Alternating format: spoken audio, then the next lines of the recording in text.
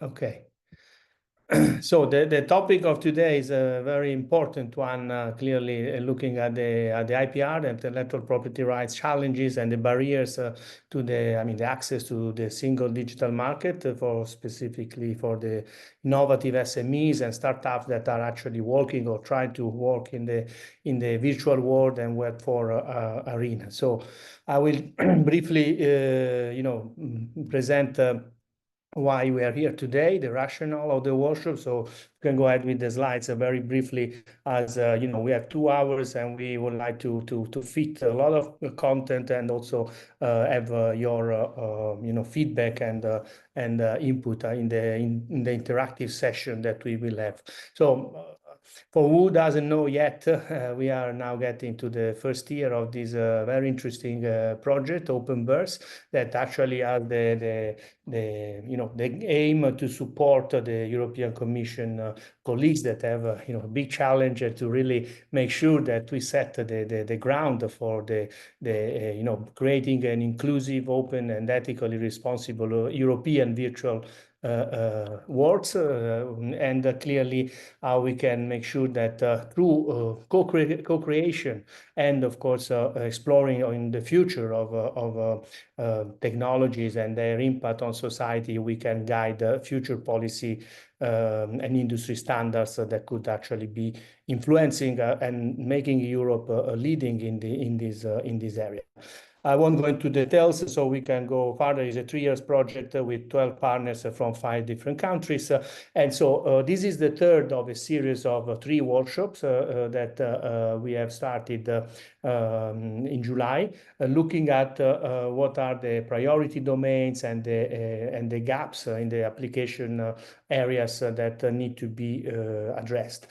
So we had the first workshop in July, then we have an hybrid event in August, looking specifically at the standardization gaps. And now we are here today with this final workshop where we have the pleasure, as you can see, to have the head of the unit that is in charge of this, Ms. Rihanna Schwimmenger-Ladak.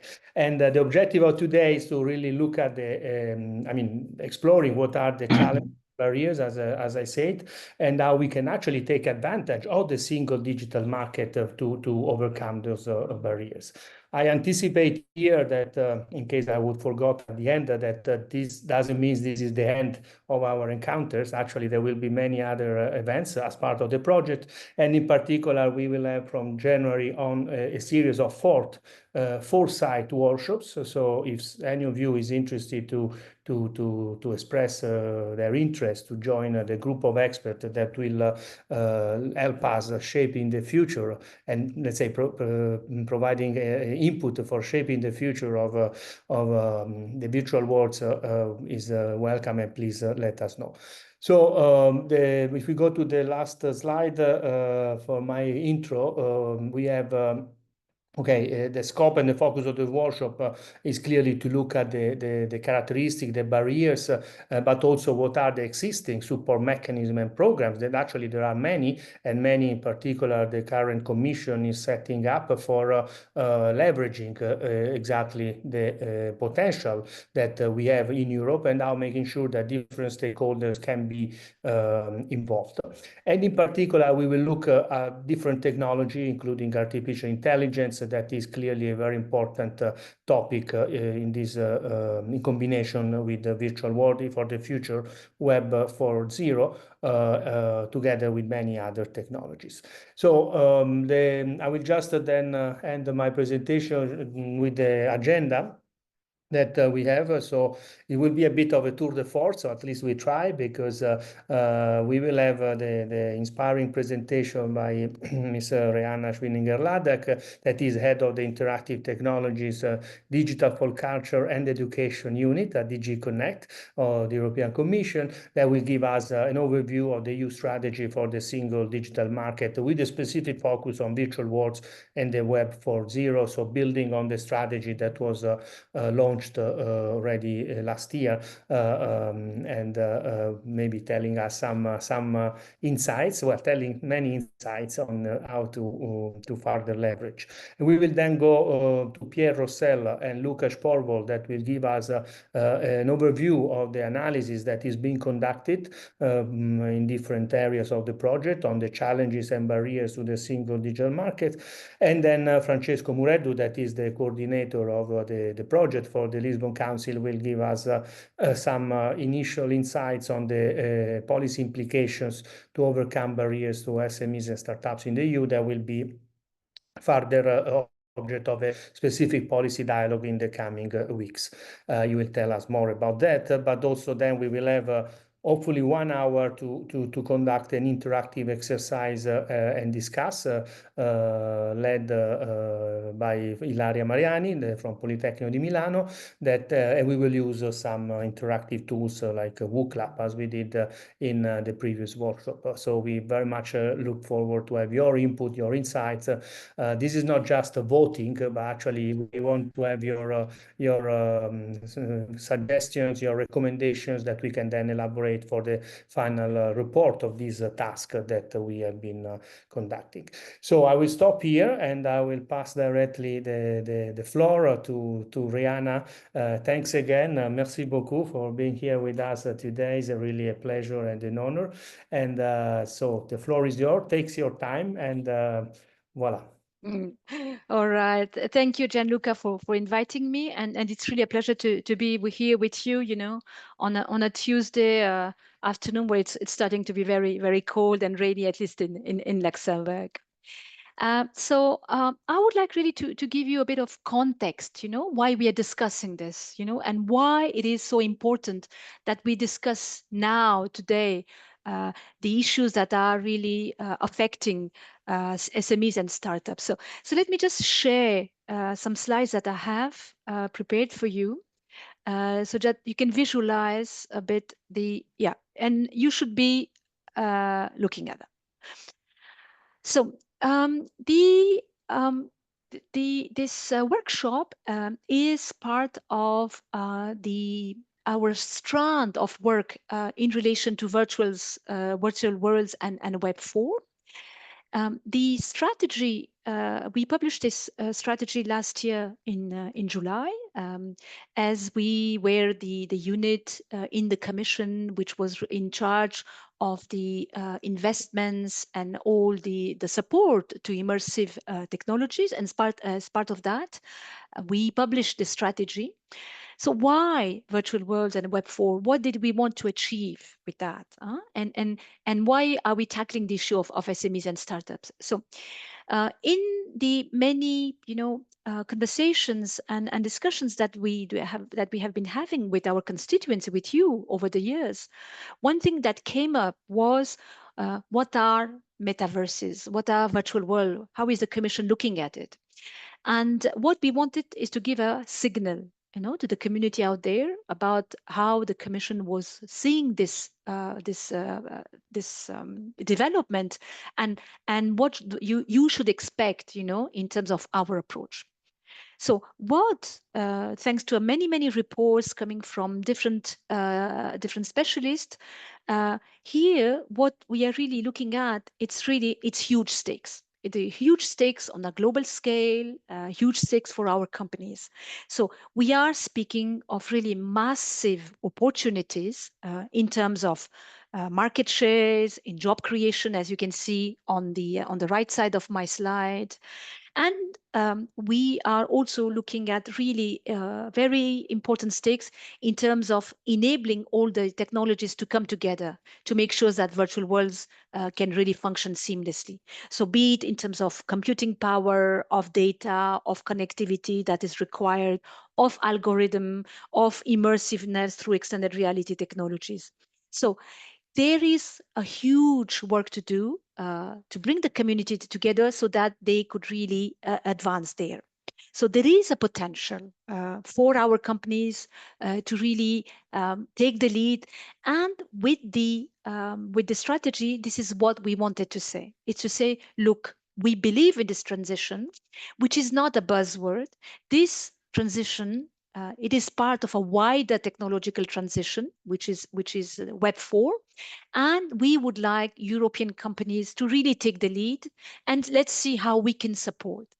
And that's how we really published. That was the mindset of the strategy that we put forward, which is a very value-based, principle-based strategy, which says it is very important that whatever is going to be developed is developed according to our values, where people are safe, confident, empowered, where all their different rights are respected. And given the potential, the stakes that I mentioned, our European businesses can really develop world-leading applications, that they grow up and they stay in Europe. And one of the principles which is also very important, it's interoperability, openness, and sustainability. And that's how we devised our 4 pillars, of which the pillar in the middle is very important, which is about nurturing an industrial ecosystem and really supporting our businesses. Now, in the many conversations that we were having with our constituency in the consultations, what came out very strongly was that, of course, to achieve these ambitions, we have a lot of strengths. We are, of course, speaking about, we are a continent which is very content rich. We have a strong gaming industry. We have digitized already a lot of cultural content in 3D. We have made public investments, at least at the EU levels, in digital twins, in important flagship initiatives.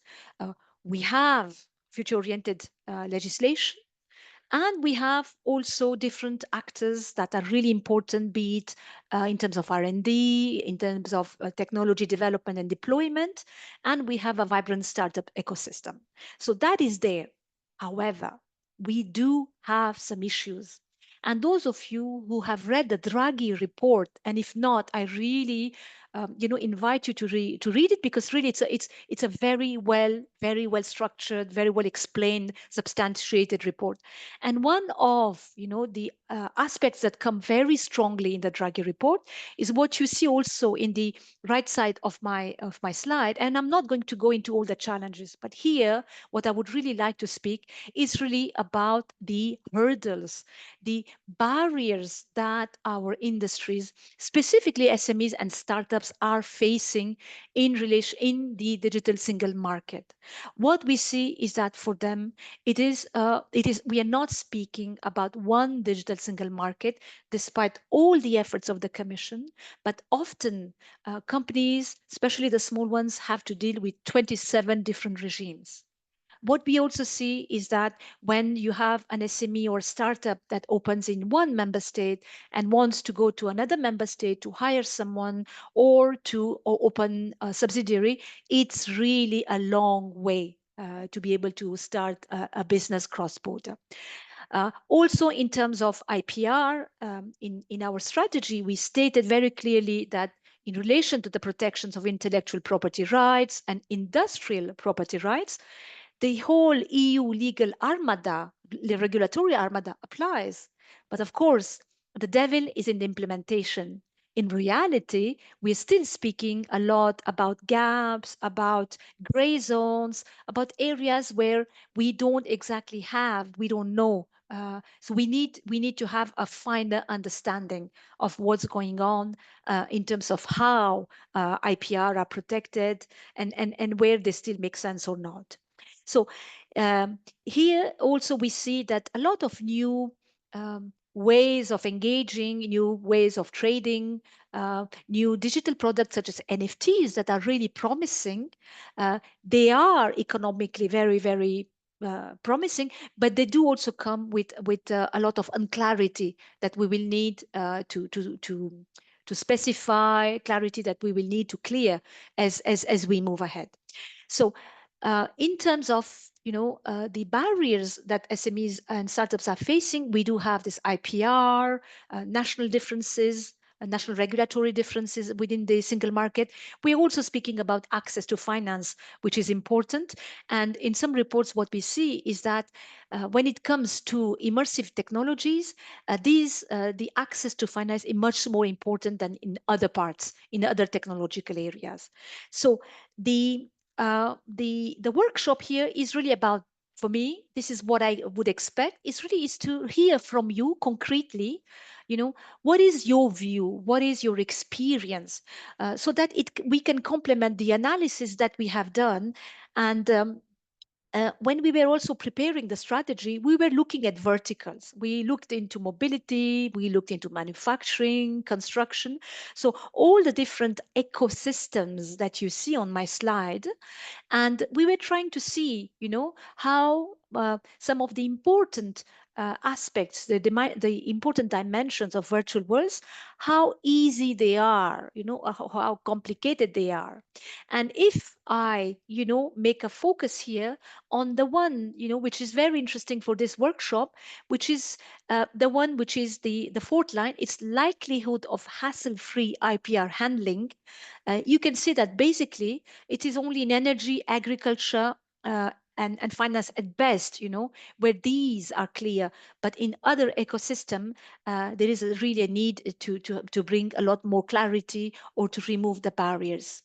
And the same applies what we call a harmonized startup regime, which is the differences that the startups face across all member states in the different national applications. It's very, very, very complicated for them in any vertical. So here the question is, what can we do, so that it becomes easier? Because again, coming back to the Draghi report, coming back to the political guidelines of President von der Leyen, competitiveness is really at the heart of the battle here in the years to come.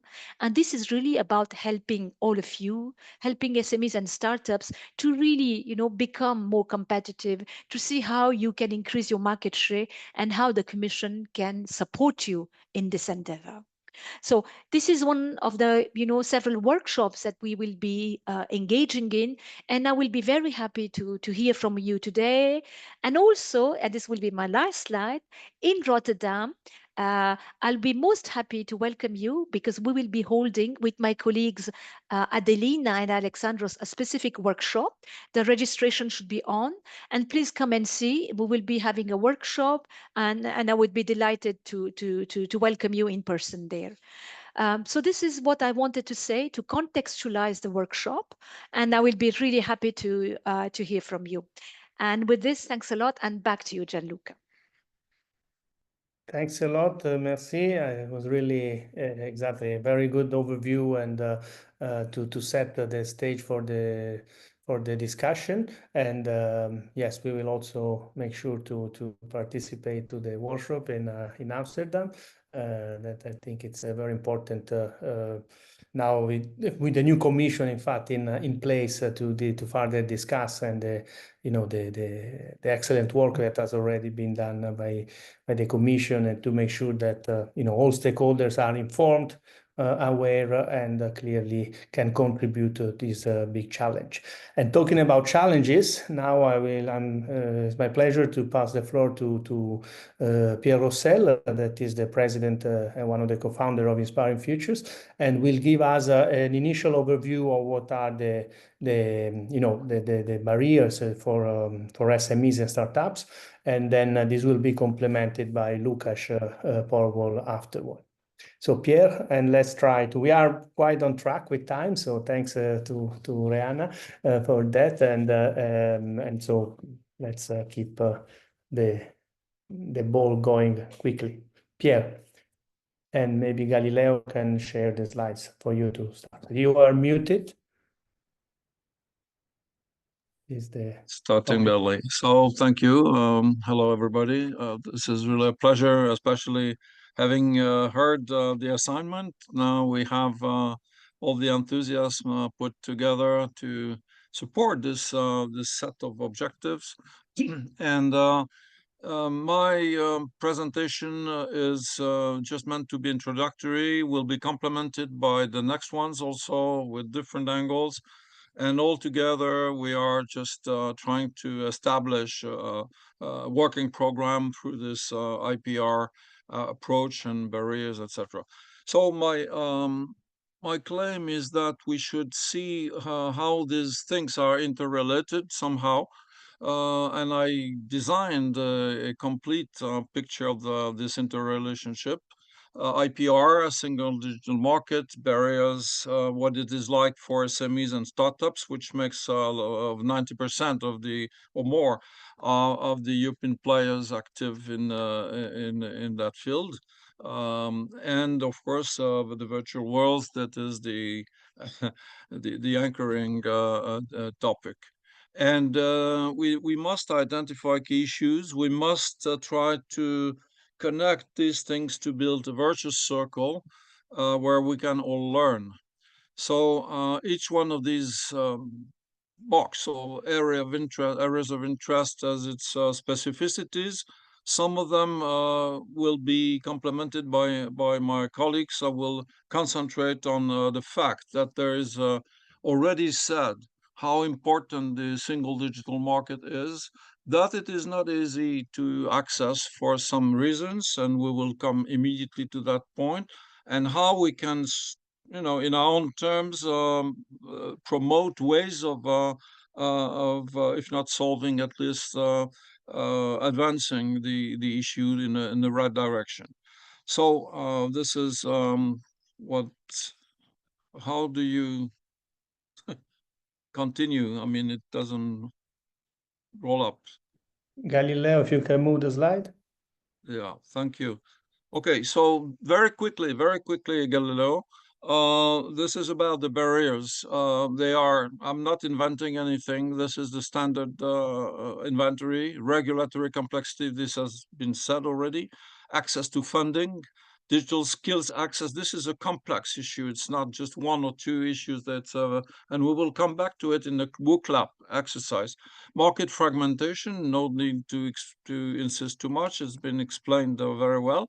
And administrative burdens, this is the red tape issue of how to simplify things. Every country and the EU single market is certainly also concerned by that.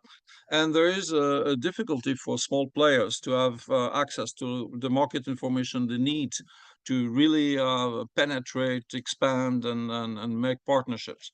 So these different barriers have been known for a while now. It was just a recap. And in terms of how IPR is connected with that, there's been an action plan set in 2022. And there have been a lot of interesting programs and measures to support improvement in that direction. And I identified at least 12, which I will not be reassured to present here. We don't have time. But there is a lot already being done that can support. It's not just used enough, known enough, promoted enough. And that's our role also to make these things known. So Galileo, next slide. So for SMEs, the sad point is that only according to a study that, of course, I can provide the reference for, only 9% of SMEs protect their IP, and that are really aware of what they could get as help from educational or supportive program from the EU. To face the complexity and the expenses they have to cope with. So having this in mind, we absolutely need to go towards some capacity building to help them support this transition, to help also see how we can reduce the regulatory burden, not only from the EU, but from all these different member states, improving the access to financing and markets. This is probably for SMEs the critical point, especially because they are, most of them, proximity players, and they need to be really take advantage of this fantastic space that the single digital market is, in fact. And of course, in order to do this, we need to help them protect themselves in many ways. We will see that immediately. And this is in addition somehow to make sure that each one in his own sectoral activity, which has been mentioned by Rihanna just a minute before, whatever it is, healthcare, transport, security, etc., can cope also for the extra regulatory burden, extra financing hurdle, and extra IPR handling in that sector. Which may be in addition to the, let's say, standard and mainstream aspect. Galileo, you can go to the next one. Thank you. So for the startup, it's also a bit more difficult because they have to build a customer base. They, of course, are the last one to try to recruit in a very limited market in terms of talents, and talent acquisition is certainly a problem for them. And of course, the market penetration beyond their most obvious territory, they've been initiated. And the scaling up is the difficulty. Why it would be extremely important to expand towards this very fantastic opportunity that the single market could be. Next one. So the 27,000 EU businesses involved in the virtual worlds that have been, let's say, identified by a GRC study and mentioned just a minute ago, involved in reality very different types of innovation or re-innovation activities. And it's worth considering that it's not just about developing virtual worlds as such, but everything that is needed to make virtual worlds efficient, creative, safe, and capable of expanding. And I identified 10 different types of activities that can nurture this domain. It's been mentioned that we are close to 1 million jobs, and we believe that if we can really support this activity in all these domains together, which are, of course, interrelated to a large extent, then this number should increase. So this is the goal, right? And but it is important to understand that IPR, in this sense, deals with very different types of needs, with challenges, areas of specialty, different types of expertise, and it's not just about making, the virtual worlds of the ideal virtual worlds once and for all. Okay, so next slide, where we can see, well, one was dropped. Anyway, because the one that was dropped was speaking about the fact that there are different types of creation. There are, of course, the user creator, the professional creator, the technological creator, either in hardware or software, and the service creator. And all these creators, of course, are orchestrating what is needed to really make this domain with virtual worlds an expanding one. So in terms of IPR, there is the classical approach, of course, protecting. You disclose what you are up to against after, of course, a process of incorporation into the accreditation system. You get protected for something. And so for the different types of innovation activities that I mentioned before, the 10 ones, the main ones that are really critical are, of course, the patent one, which is the most demanding investment activity. It takes time, it takes money, it takes precision and so on. The software authorship is by definition guaranteed by the copyright thing, but of course there has to be maintained and protected by the people in charge of that. And of course, in the co-creation perspective in which OPENVERSE is trying to work, design rights are also super important. Doesn't mean that other types of protections are not needed, but these are the main ones for the 10 types of activities that I just mentioned.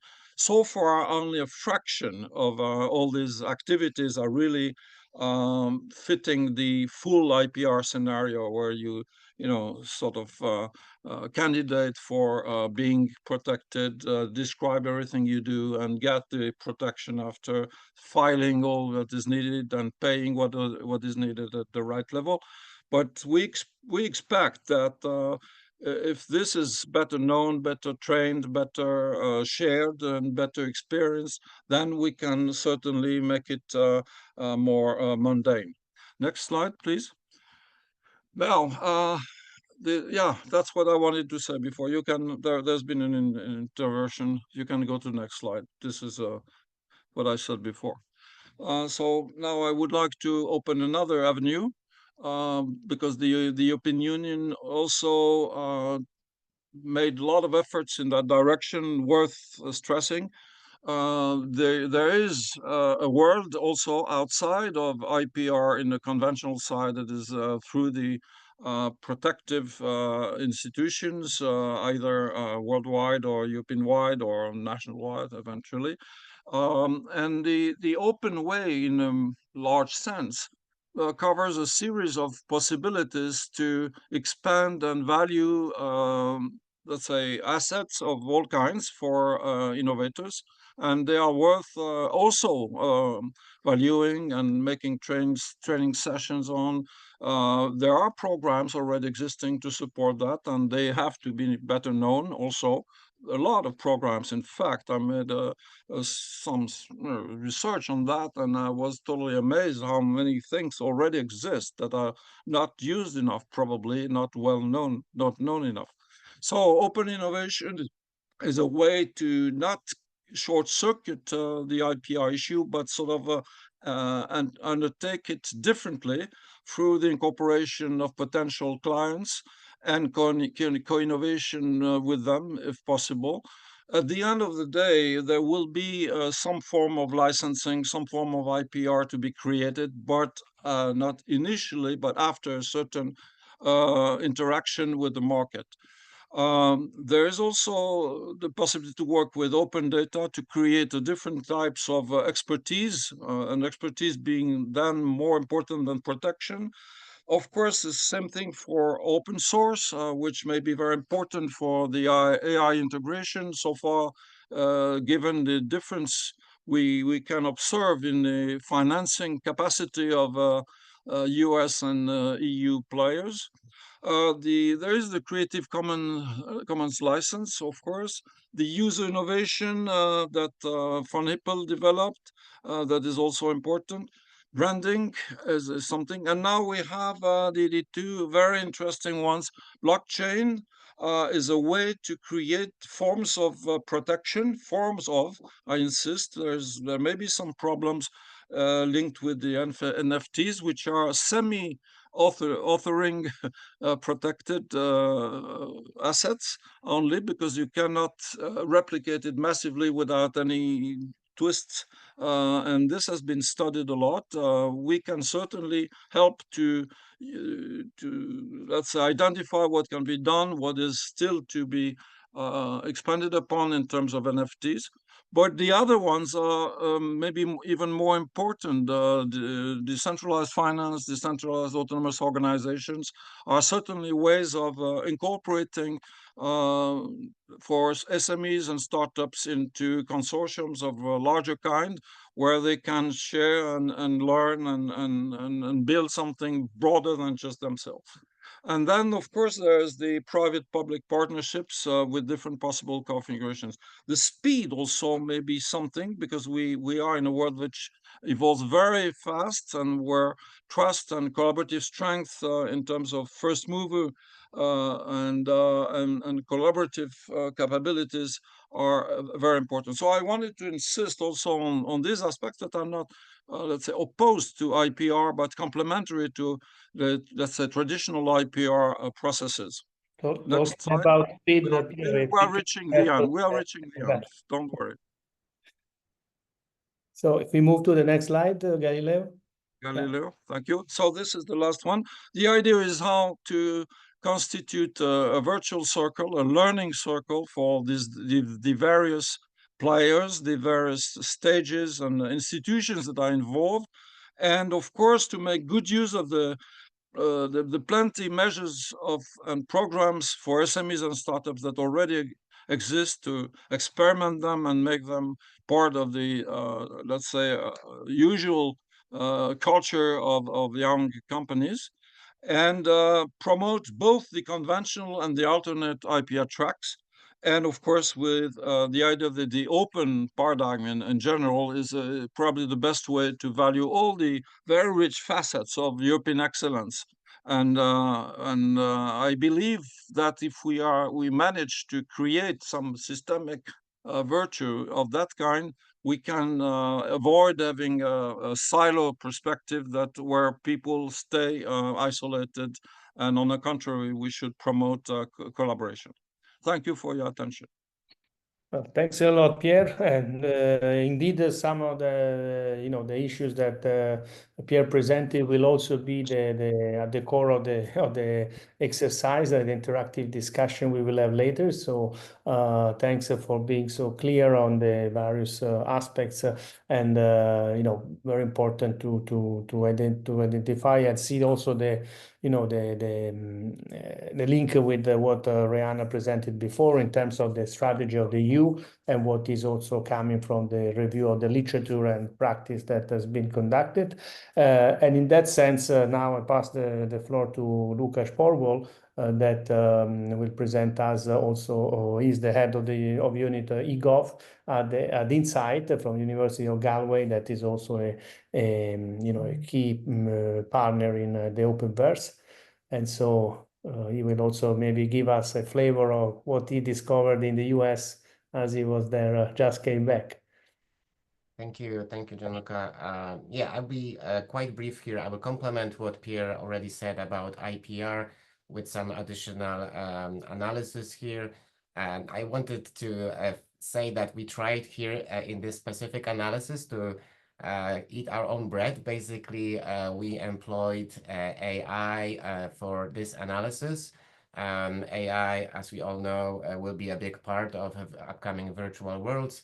And here we employed it for augmenting our analytical framework. So we've applied what is called RAG, so retrieval augmented generation, where we exactly put AI in this pipeline for analytics. And what we've analyzed, we look at interviews. So we had about in-person, online 19 interviews and 800 respondents through survey in our project. And that combined with literature review was a body used for this analysis. And these are some of the highlights we've discovered.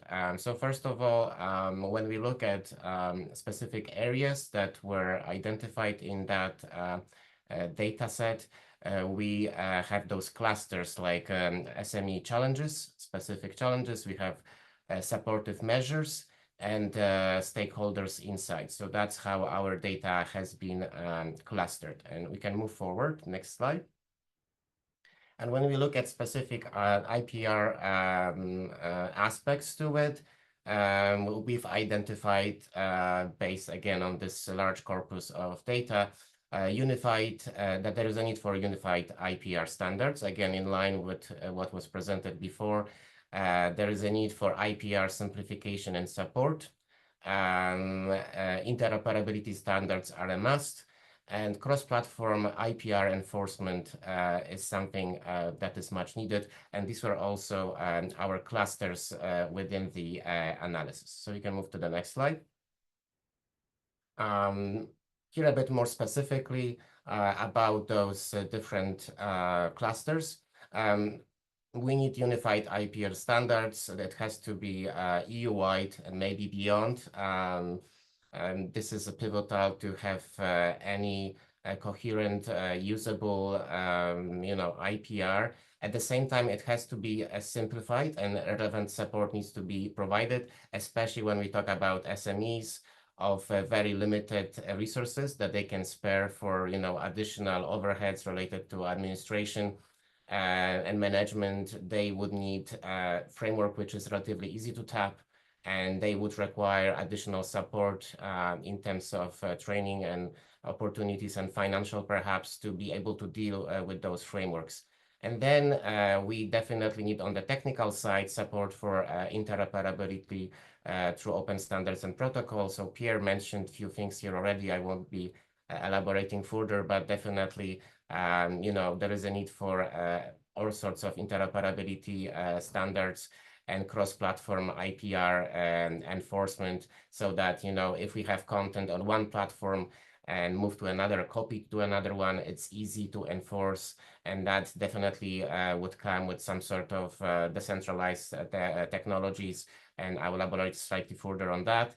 And if we look at suggestions and insights, how we could move closer to those, there is a need for collaborative efforts. We can have some, baby step incremental developments. Definitely we need technological advancements to be able to support this new IPR frameworks. Virtual worlds, as much as they are similar to predecessors like social media, they also create so many new avenues. Therefore, even enforcement of IPR and dealing with IPR requires technological advancements in order to enable compliance. And also, naturally, we need relevant policy alignment. Those policies must be updated from the existing ones. And again, stressing on SME support, they will not be able to deal with them on their own. So they would require all kind of support. And we can move forward. So some suggestions in this sense is to create a support network for SME innovation and legal aid. That could be realized through specific subsidies or grants, explicitly targeted to IPR management, and of course all kind of education and training programs. And definitely in terms of on technical side, tapping into these emerging technologies, Web3 technologies for decentralized and IPR and asset ownership. Definitely, blockchain-based asset protection and smart contracts. These are some of the things that already mentioned. I will not be dwelling on that, but tapping into these new technologies is definitely needed. By the way, all the content I'm presenting in terms of the graphs as well as original actually was also AI generated. So you are free to reuse that content as well. Okay, next slide. So we propose a framework for evaluating IPR frameworks, and we have several aspects to this framework. We look at protection strength. We look at economic impact, user trust, and market stability. And ease of enforcement. That's very important aspect. We can have great framework, but can you actually enforce it? And does this framework, so on one hand, we of course think about protection, but also does it support innovation or maybe hinders innovation? Again, Gianluca mentioned I spent a lot of time in the US looking at all kind of innovation there, and I actually posted some time ago on LinkedIn. I was very saddened to see great advancements, for instance, using AI and virtual worlds for accessibility, but those technologies are not available in Europe due to legal difficulties from vendors. So yeah, we are really lagging behind, I would say, because of lack of good legal framework. So that's a danger. So in here, encouragement for innovation is very important. And next slide. So we can use this to compare different frameworks. There's a graph symbolizing this, but we can move forward one more in the interest of time. Yeah, so if we look at specific basic frameworks, I would say that Pierre was talking about before, using our evaluation here, we can look at copyright and digital content virtual assets. So there is some strengths here, like, high protection. It does encourage innovation, but has moderate ease of enforcement, right? So how do you enforce those copyrights? That's very blurry at the moment. Same for trademark protections. Again, moderate encouragement for innovation in this case as a weakness, but it does provide high protection strength and is easier to enforce. Patents for OpenVerse technologies moderate ease of enforcement and user trust, but high protection strength and encouragement for innovation on this side. And if you look at design rights, you know, they would help to protect definitely, but the weakness is, again, enforcing can be complex. So that's kind of a highlight, brief highlight, how this framework could be used to look at different IPR frameworks and, you know, put them even on a graph and see how, as the graph I showed just a slide before, how they stack up, you know, because there's so many ways we can tackle this very complex area. And I guess we can move forward. In order to ensure IPR is there and it's you know, enforced, there is a need for specific governance, and that was also mentioned in the beginning by Rehana. The new governance frameworks are needed, especially decentralized governance. And in this case, I would just very briefly say that some strategies that can be used. So there is a need for strategic coalition. We need education, advocacy. Public-private partnerships are definitely needed to achieve that. We leverage on EU values and we empower SMEs. That's something that would be needed to consider in those strategies. Okay, next slide. These are some of the most illicit or the governance models that we identified as the most important. This is just a kind of brief highlight and a list. I will not dwell on it, but definitely there are models out there that seem to be more viable in this specific case than other models used in previous technologies like social media. And we can move forward. So this is just a technical, so for more technical people here, how our pipeline works. So this is technical details of how we actually arrive at some of those things presented here today. So we use open source Llama model for this.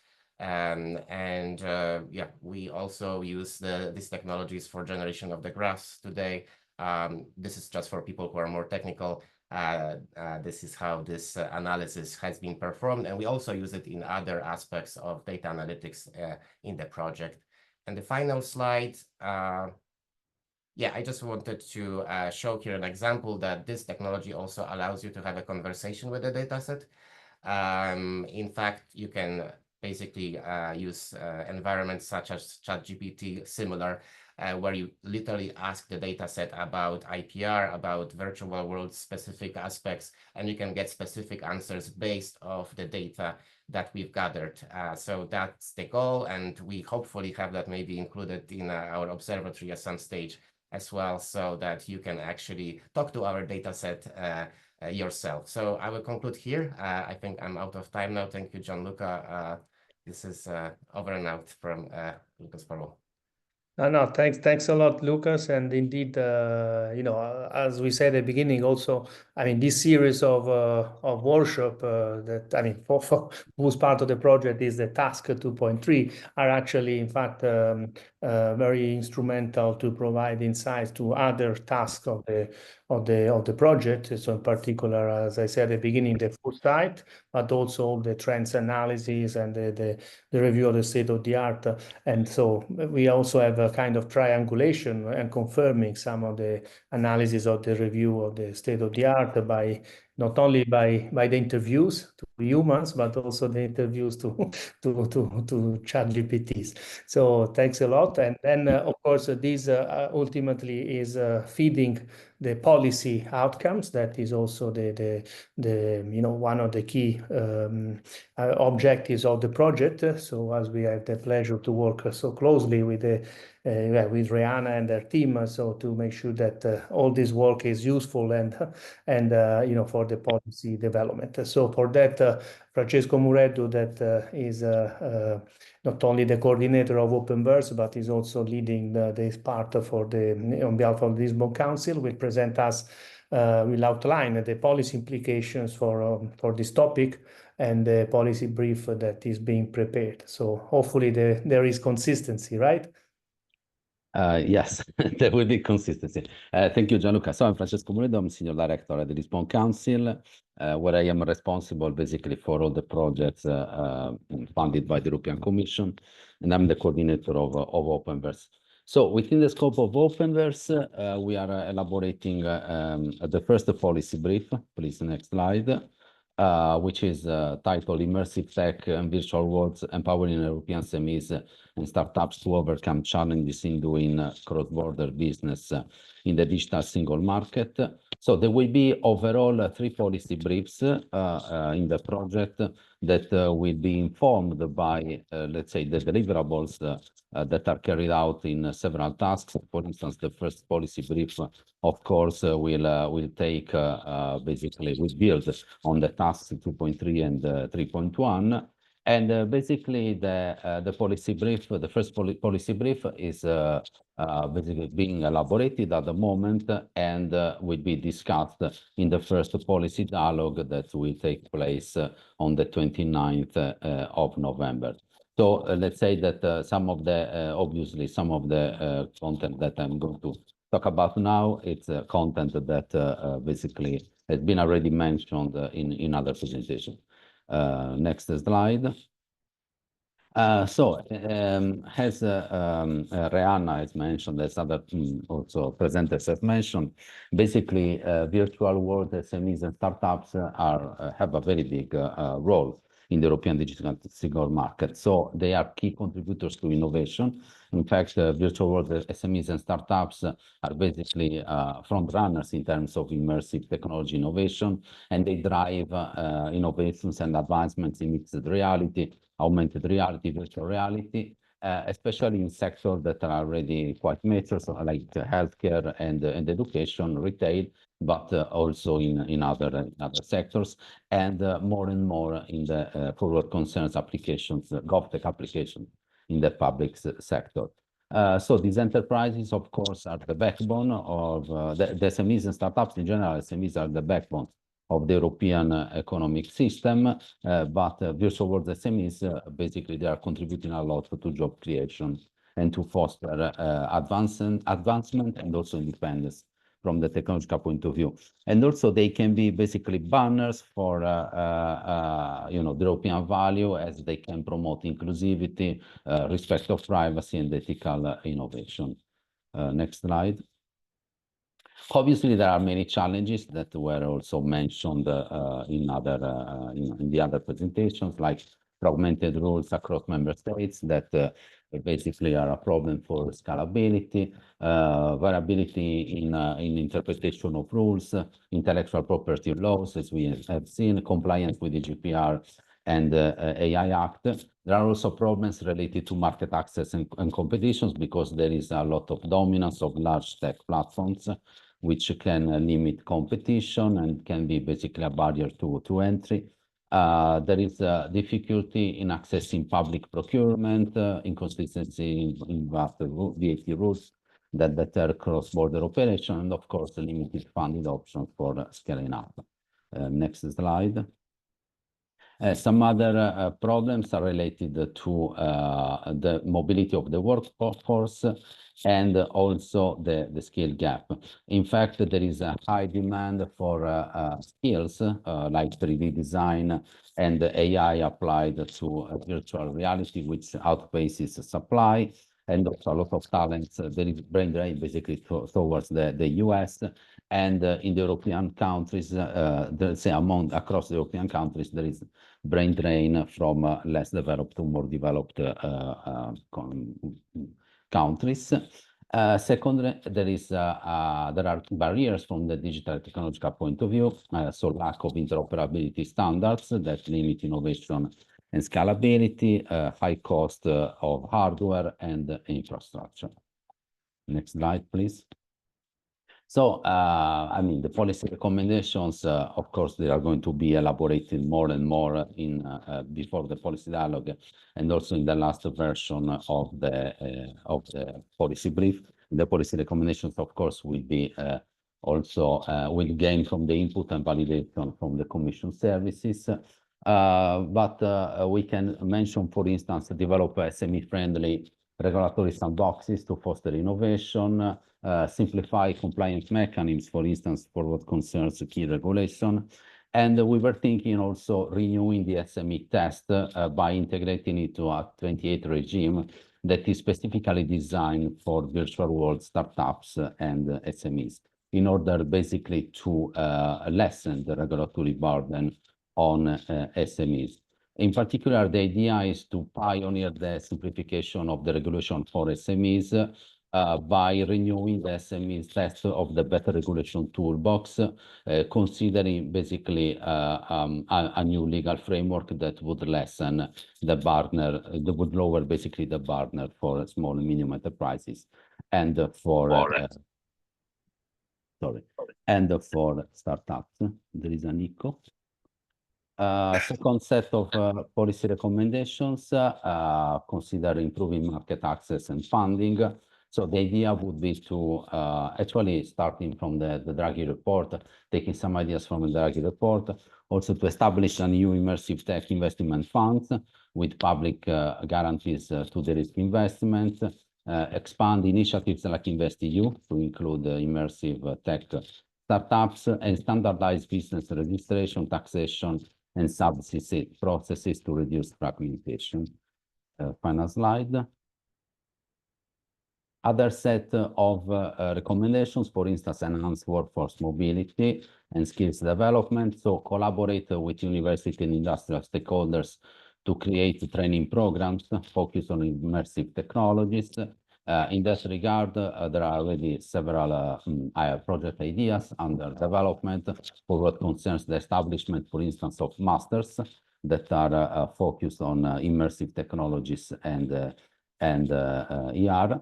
And finally, support the digital and technological advancement, for instance, encourage public-private partnership to improve the affordability and accessibility of immersive tech hardware, invest in cross-border digital infrastructure and interoperability standards, and finally, monitor the adoption of a real-time economy to streamline SME administrative process.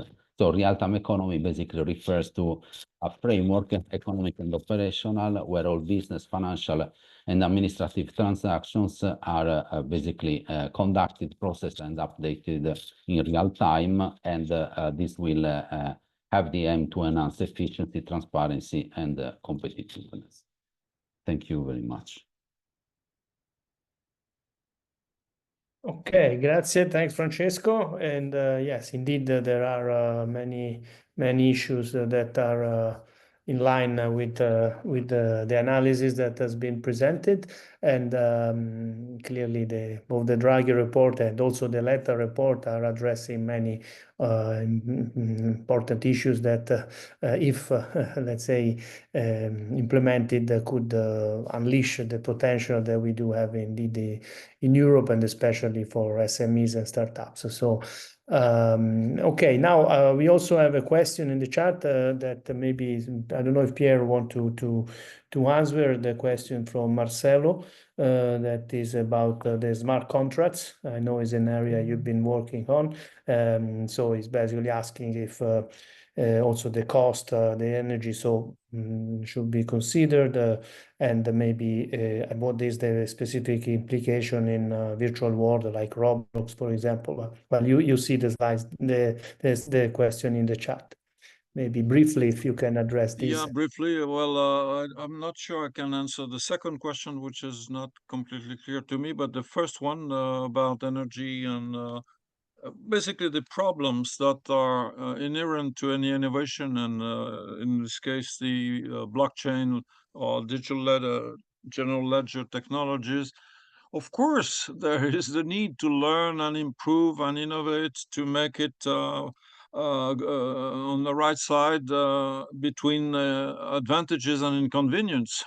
So that's obvious that there are lots of options to gain from blockchain solutions, but at the same time, there are problems. We know these problems. They have to evolve. We have to innovate. We have to make all these things perform better. I mean, with less energy, with less all sorts of side inconvenience.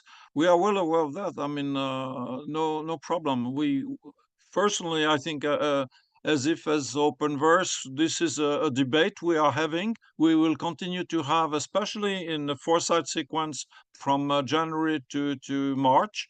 And there is no idealism to the point that we ignore this. So just to say that. Now, the second question, I'm not sure I understand about specification and existing spaces. If existing spaces are existing virtual worlds, they, of course, will have to abide by all the regulations that are more and more stringent. Even in the US, there are regulations, especially regarding children protection, and also in California regarding the environment. So it's a bit slower than in Europe, but Europe is pioneering, and we are proud of that. And basically, it's a balance between innovation and regulation, and to find the way to make progress in terms of how to do that better and better. But your question is super relevant.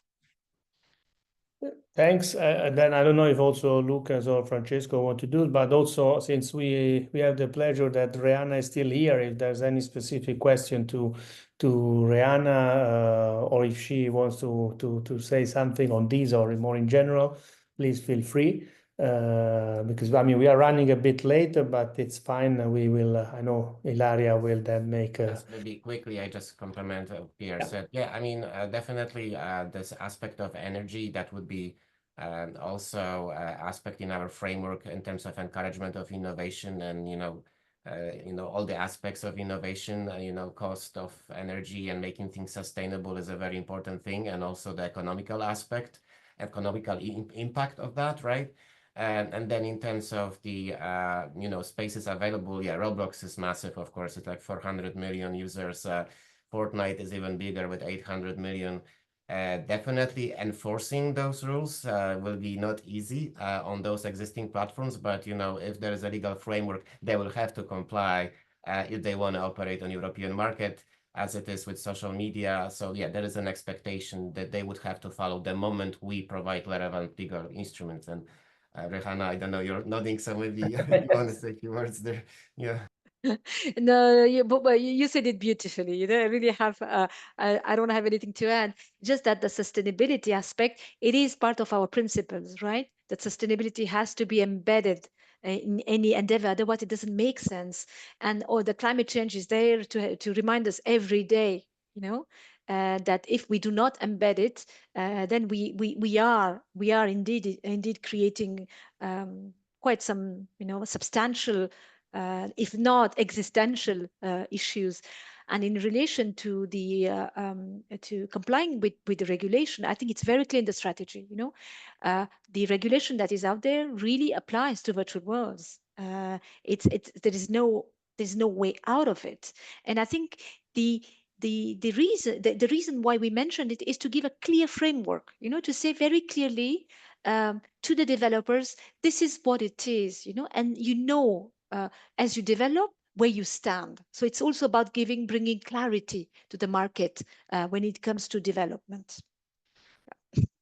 Yeah, and maybe if I can add something, that because we some colleagues, we are working now on also on the concept of the triple transition, because it's not just digital and ecological, but is also and greener, but is also social, and that's why it's very important to look also at the implications that this could have, as Pierre was saying, for instance, on children, or what are the impacts on society, on different aspects, and clearly this is something to be addressed, and Europe is putting the guardrails on that.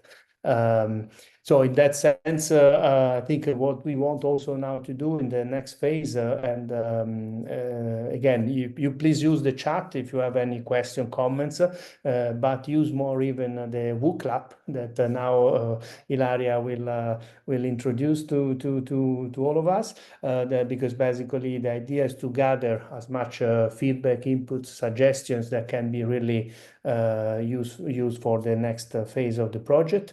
So So I see we have a consistent number of participants. So please don't be be generous in the suggestions. So Ilaria, I pass to you. Ilaria, that is assistant professor at the Department of Design of Politecnico di Milano.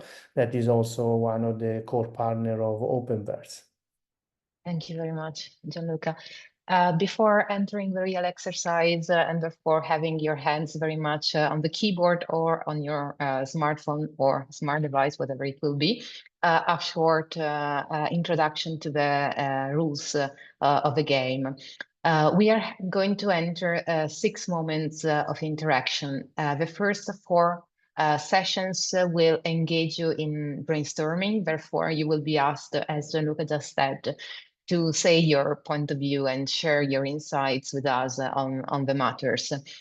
It will take approximately 24 minutes and I will show you how to go very, very soon. Then we will enter a short session of assessing and then one of priorities, which are quicker. Moving to the next, we will get a bit of UX that requires a smart approach. So Bookclub is a great and amazing tool, but it has a little bit of room of improvement still. Therefore, from an UX point of view, you would be asked to join a session of brainstorming. Please, if you access by phone, be aware that to move from the pros and cons, you will be asked to support us in identifying. You have to switch bit in a menu by clicking on the pros and cons and moving between them. It will become very, very evident when going through that, but this is the interface you will find in front of you. Be ready to tap or to click on the pros and open the menu and switch them to the cons, and vice versa. You can go back and forth. While moving to the next typology of interaction we will have, it will be much more easier.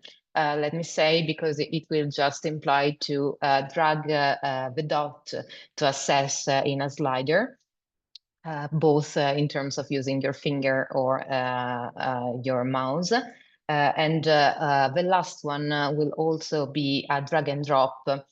If you can please go, sorry, it will be a click and provision of numbers. Here we have increased the level of complication just because to keep you very much awake in the afternoon, and therefore you have to do some maths because you will have 100 points at your disposal and 4 areas on which to distribute them. So just click into the space in order to attribute the amount. If you don't remember any of this, don't worry. I will drag you along the presentation and the interactive parts of it, and it will be recalled how to address it. So without further waiting, if you could please scan this QR code with your device or click on the link that we just shared. Thank you, Galileo. We both shared in the chat. It's the same link, so we are very coordinated. You can join the Bookclub session. If you are joining that already, don't be scared. You will be in front of this kind of screen. It's just because I haven't started yet. In order to be very democratic, I will set the progress. So I'm not actually in this session. I will set the progress and you will see a little timer that is providing you an idea of how much time we have for providing inputs. Please let us know if you cannot access it, if you are having issues or anything. Anyhow, you can join by clicking or scanning the QR code. If everything goes nicely and I don't see any raised hands or mic open, it means that you're all on board. Without further waiting, I will move ahead because we have quite a run to go. So I will also share still the sharing and bring you on my screen.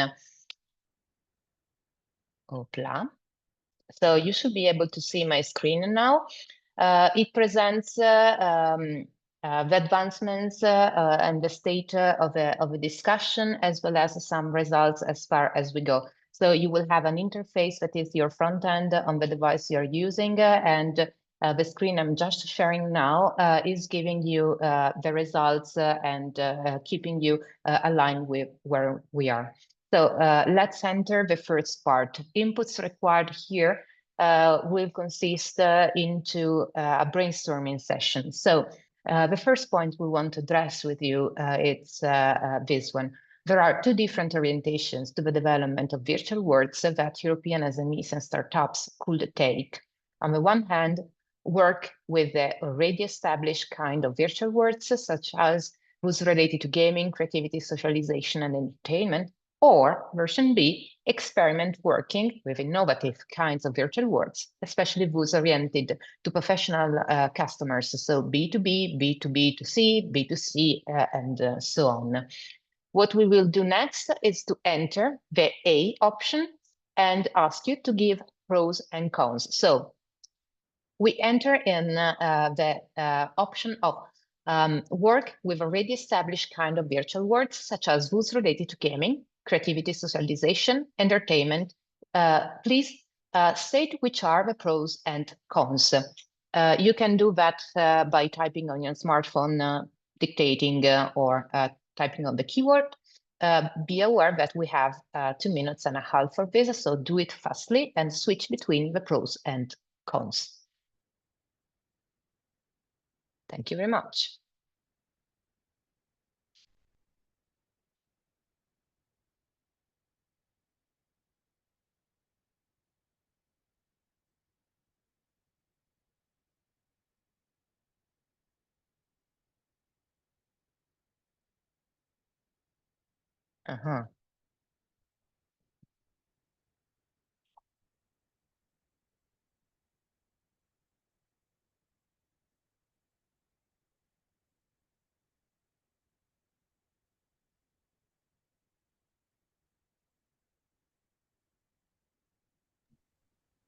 You can switch between the pros and cons as much as you want.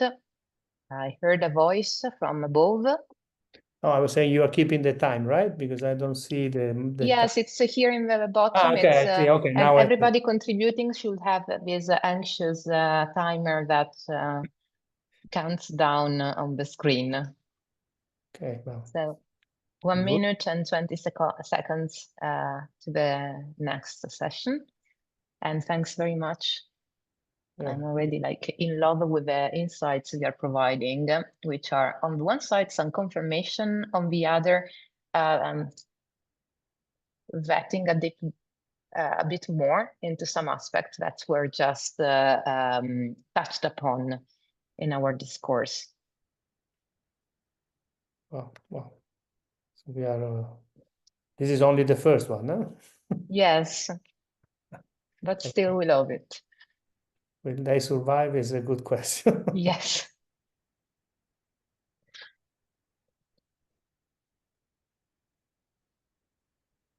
Okay, maybe 30 seconds. So if you are completing a sentence, be mindful of sending it before the timer goes off. Otherwise, you will be cut off.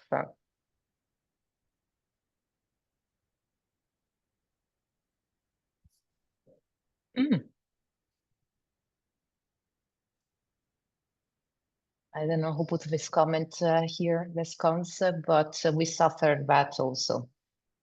Thanks for sharing. 3, 4 seconds, 4, 3, 2, 1. And that's it.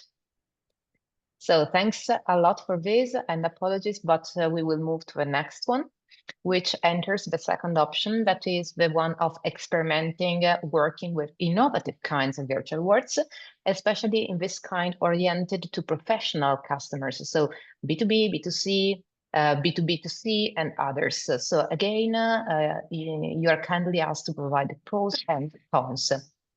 2 minutes, 40 seconds remaining. and hopefully you will be as generous as you've been before. Looking forward for the insights.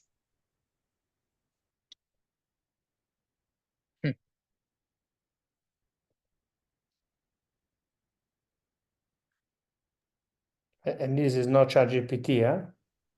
No.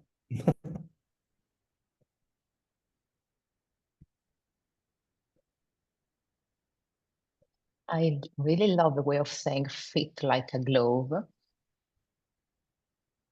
It is a no one size fits all thing, but custom and tailor made.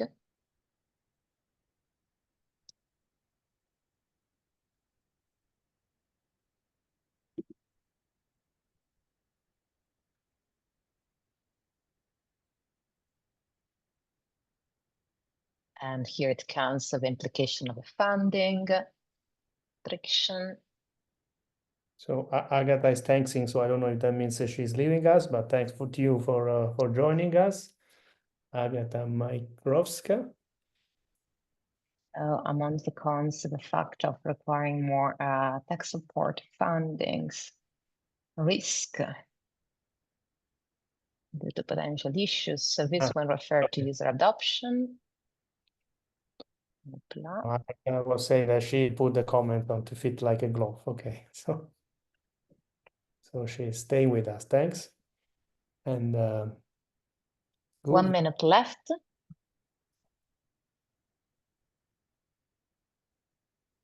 Okay, here it comes the concept, socio-technical concept of a niche. Guessing if it comes from the theory transition or what else in this domain. Suitability.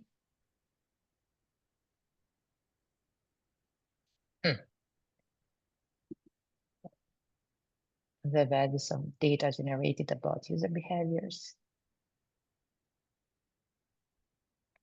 20 seconds to the end of this brainstorming session. 15. If you're still writing, completing 10 and send it out, please. 5 seconds. 3, 2, 1. And that's it. Deep thanks again, everyone. So we close this initial chapter and we move to the next one because, as said, we are not in a rush, but let's say in a very dense journey together. This time we will explore with you a next step. So there are 2 different approaches that European SMEs and startups could pursue. Advancing the reasoning, we have, on the one side, try to imitate what best-in-class does with minor innovation objectives to learn and progressively find a niche and thereupon expand their market. On the other side, innovate in their own terms, either technologically or in graphical immersive socialization options. Again, you will be asked to focus first on the A part with pros and cons, and then we will move on the B. So here we are with the first one. Try to imitate what best-in-classes does with minor innovation objectives to learn and progressively find a niche and thereupon expand their market, which are the pros and cons. 2 minutes 40, about, for your inputs.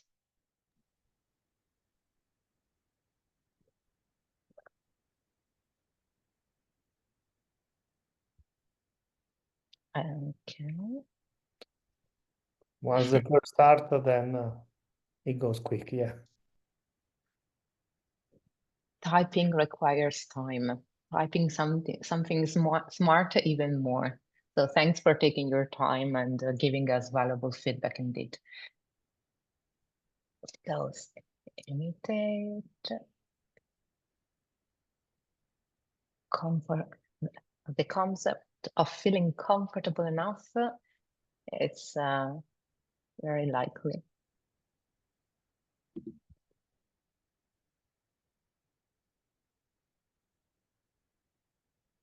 Idea is known to customers, so they kind of know how to move there.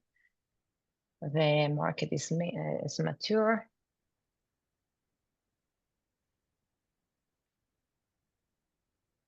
rather than radical innovation, there is this one that is commenting on incremental innovation here. Okay. And stability is also a point.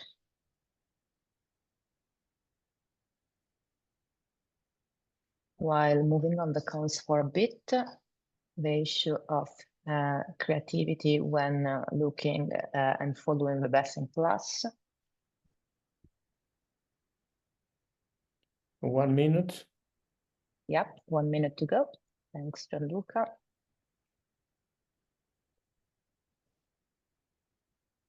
The issue of differentiation and overloading of the market.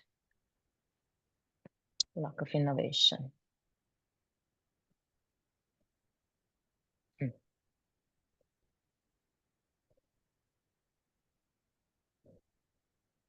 Not sure if the cheaper route is the right session though, because it could be also a pro.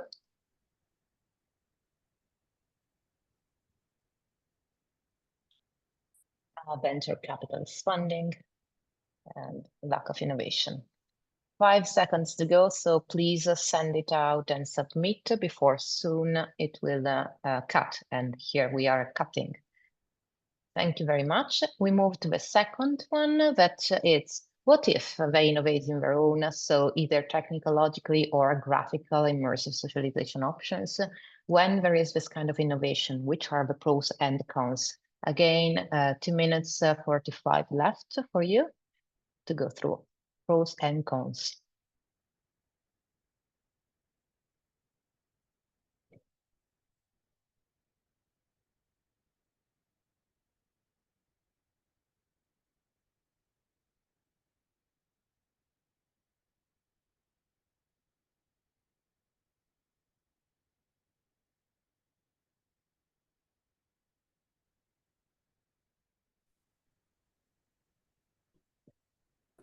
So here it comes the idea of a freedom for innovation, the fact of collaboration, professional collaboration, which is very much aligned with some of the discourse we are having with co-creation in such spaces. The idea of new markets to be opened, then having unique selling points, which are dedicated and again vertical to the kind of innovation that it's provided and designed, developed. Pricing power, high risk, high reward. Beat AI. What is beat Okay. AI? I don't know, but I cannot Google it now, so I will restrain myself a bit. Maybe who wrote it can also comment in the chat. Well, maybe it's a specific. And Luca, do not disturb them when they are providing insights. Later. Okay, there's a. Okay, somebody decided not to, that there are no pros actually, it seems, no pros. Okay, that is also a good position. 1 minute left. So in the cons, we see high risk, high reward. Difficulty to take into account complexity and stakes of a wider context.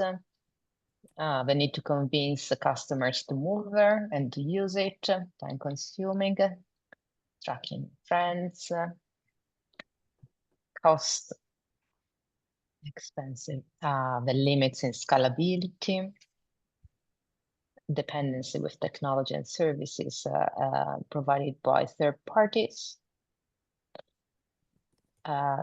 15 seconds before the ending of this contribution session. Therefore, if you're typing, do it quickly.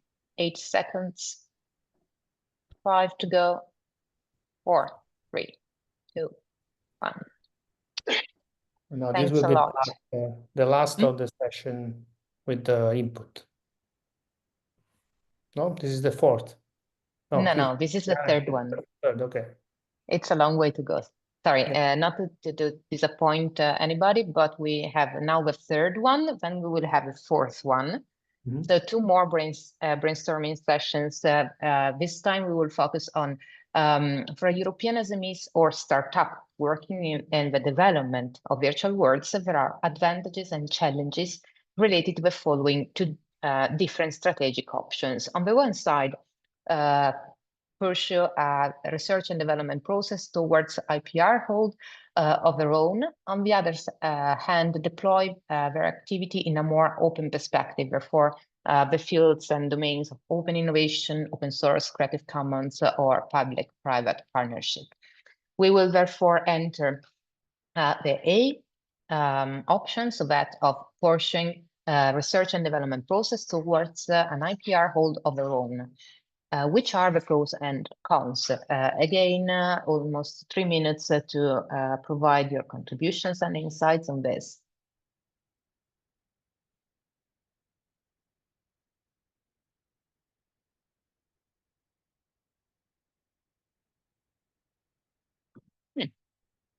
For the first time, we are starting with a cons column. All successful virtual worlds are commercial. Long-term efforts with little legal certainty. So the legal issue is coming.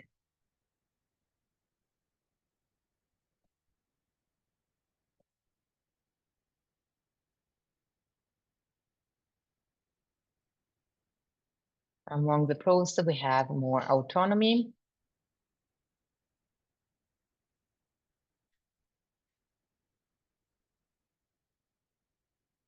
And data control.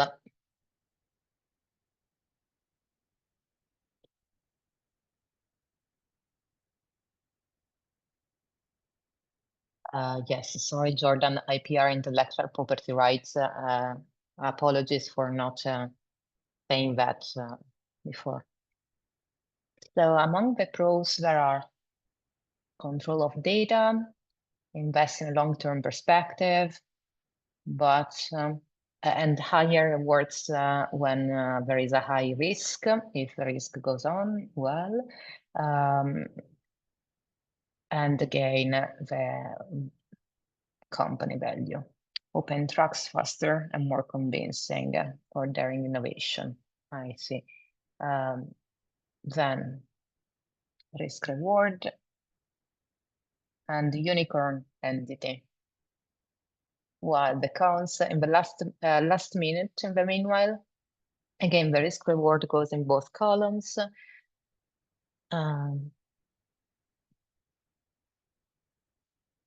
Modules for innovation. So that I think there is also reference to interoperability in this module way of introducing the discourse. If that's the case, maybe the person can use the 20 seconds to go further in this. Lack of interoperability. 20 seconds to the end of this session. Next, establish industry framework. So a lot of modules and not interoperability. Okay. Thanks for answering. 5 seconds to go. Please submit if you're still writing. And here we go. Big thanks again for the great kind of contribution in this. We are now moving to the second option of this third question. So it is that of deploy their activity in a more open perspective, therefore open innovation, open source, Creative Commons, or public-private partnership. Again, the request is to go for pros and cons. And no timing. I will set it. No, it's right, it was my mistake. I will put my 3 minutes here. This is in line with one of the slides that Pierre presented, the issue of open innovation, all the different approaches, especially for startups. It's very relevant. Yes. So fresh perspective, the voice of the user. I don't know who put it, but deep love for giving voice to the end users and possibly also some stakeholder in the meanwhile.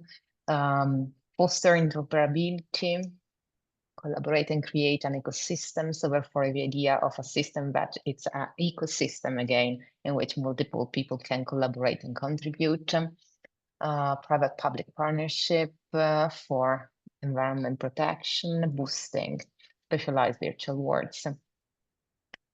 So we have 2 minutes left. Then lead to different innovation, more creative skills of different users. Well, in the cons, we have again the difficulty in get venture funding, also because of the revenue that are more difficult when in an open setting, open innovation setting. So less attraction in the EU context versus that of the US, which is a bit more prone to that.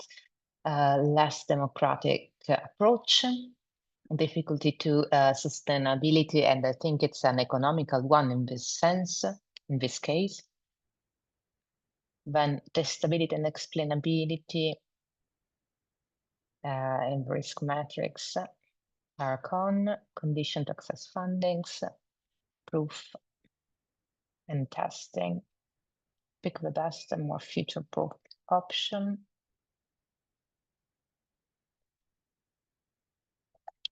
So the bubble that was very active before seems to gain a stall and to need again inputs because not yet as developed as others. 40 seconds remaining for inputs here. The idea of no control and the open innovation has appeared. University as a pro and supporting interoperability and transparency. May I say that I am lacking the vendor lock-in keyword and buzzword here a bit. I expected to see it coming, but not expressively. 10 seconds to go. So if you're typing, please submit. 3, 2, 1, and next. Thank you very much. We now move to the last. Now, Gianluca, it's the last question that we approach with a brainstorming methodology. And this time we reason on the 2 options for implementation of virtual worlds that EU SMEs and startups could take. On the one side, we will explore first, try and develop entirely new virtual worlds. On the second hand, develop new supporting functions for already existing and established virtual worlds. So entering MVA, try and develop entirely new virtual worlds. Which are the pros and cons of this approach? 3 minutes to go. And again, there's no timing here, so you keep in the time? Yeah.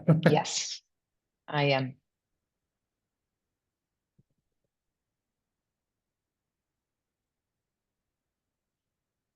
Yeah, but everybody has been so efficient and quick, so thanks a lot. And dedicated. Thank you very much for that. So starting fresh gives room for innovation. Some way to eliminate existing shortcomings. Again, the funding costs and the time-consuming thing. More people will move their activity to virtual worlds in the near future. Start with clean slate, putting out on concepts. So many promising platforms to explore, use, build projects upon. What you should do that is carve them up. Competition is an issue. Failing at untested concepts may cost a company survival. Expense and problems with sustainability. I think again, it's the economic sustainability and again, the survival.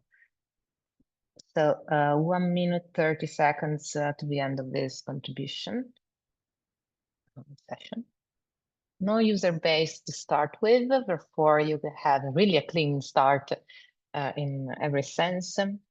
1 minute, 10 seconds to go. There is the idea of a game changer, cultural diversity that may arise, and also exploit the AI potential, and develop more user-centric virtual world that has sustainability strategic priorities, while in the cons, ambitious for technological development needed and policy compliance overhead. So 40 seconds to go. Not to pressure you, but just to avoid being scolded because we are aware and conscious of time. 25 seconds remaining. Freedom as a pro and as a cons. Initiating an innovation in sensorial devices, therefore posing attention to less conventional way of going through technologies, hence haptics, smells, or for perceptions. Cool. Thank you very much for this cons that on the one hand may be a bit of a pro. So please submit your, as you could hear from my side, please submit your contribution because we are moving ahead in 5, 3, 2, 1, next. And here the timer is on place. So this time we will ask for pros and cons related to develop new supporting functions for already established virtual worlds. So no novelty in building new virtual worlds, but supporting functions. Which are the pros and cons of this way of doing?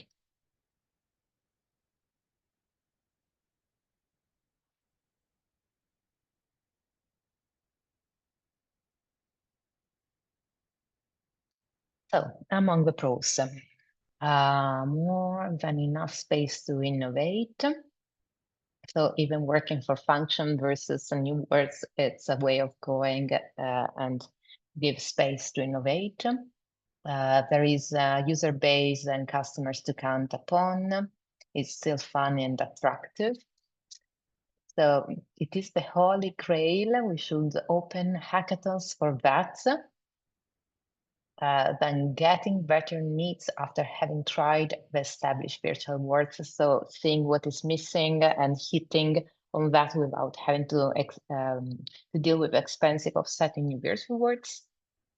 Expertly needed to define what needed for your competitiveness in choosing established virtual worlds. So then going to supporting functions as a strategic way to go and develop. So a chance to improve existing solutions in line with reasonable UX and sustainable expectations. Function will address previous and current problems. Next generation of kids will be expecting new functionality to be released. So to keep the world alive and kicking, very much kicking. Again, 1 minute left. I moved to the cons column now, so not substantial innovation, high entry barriers as so for supporting functions could have their own barriers, less innovation and less freedom because staying in virtual worlds which are set, difficult to rethink, embedded flows and biases. So once there is a flow, they stick to the virtual world. Limited to API and specific platforms. Great point. In virtual worlds were initially not sustainable enough, they won't improve. So don't trust in your supporting functions. Misurata, what do you want to say? No, this issue of the hackathon 15 is coming seconds. back, and the suggestion of an OpenVerse for you hackathon, like the U versus virus. I remember the time I was still at JRC. In fact, the U versus virus. Submit your responses because it's closing, and that's it. So thank you very much for participating in the brainstorming session, but we are still aiming at your contribution. So in the next 5 minutes, you can take more time and brief here because you are asked to assess the following. So for European SMEs and startups involved in the innovative development of virtual worlds, so again, we are speaking about innovative development, what are the main barriers to access the digital market? Please assess how important and relevant in the scale from 1 meaning nothing to 5 extremely a lot are the following barriers: the barrier of securing funding, that of market penetration and scale up, talent acquisition, and building a customer base. Actually, we named some of them, not all of them, in the previous brainstorming sessions. For instance, that of the talent acquisition, which is fil rouge for our thoughts, didn't emerge very much in the brainstorming part, but say yours here. Oh no, sorry. Let's keep this visualization mode since it's more detailed than the radar. Although maybe we don't need all the 5 minutes because No, maybe not. April is so efficient. But indeed, the issue of talent acquisition, we will see in the next part. It's one of those that was also mentioned, I think, by Rihanna, and the findings of the review of the literature. It's clearly an important topic, especially for the co-creation component that we are looking for. So, yes.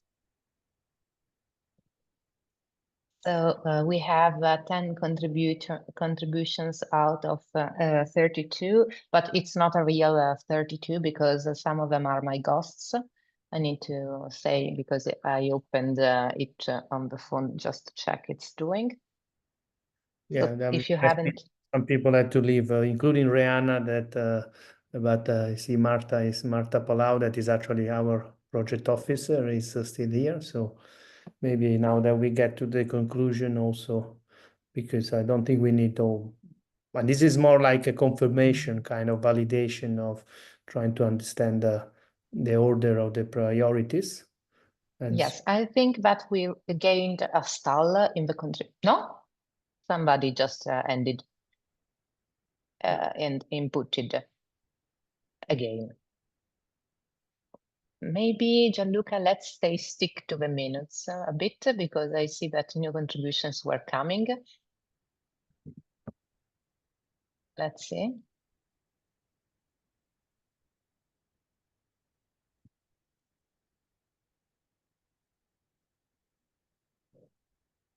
Okay.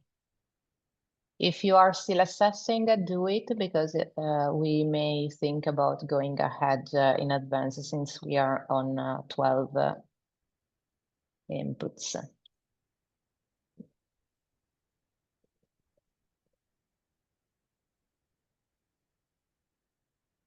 And 13.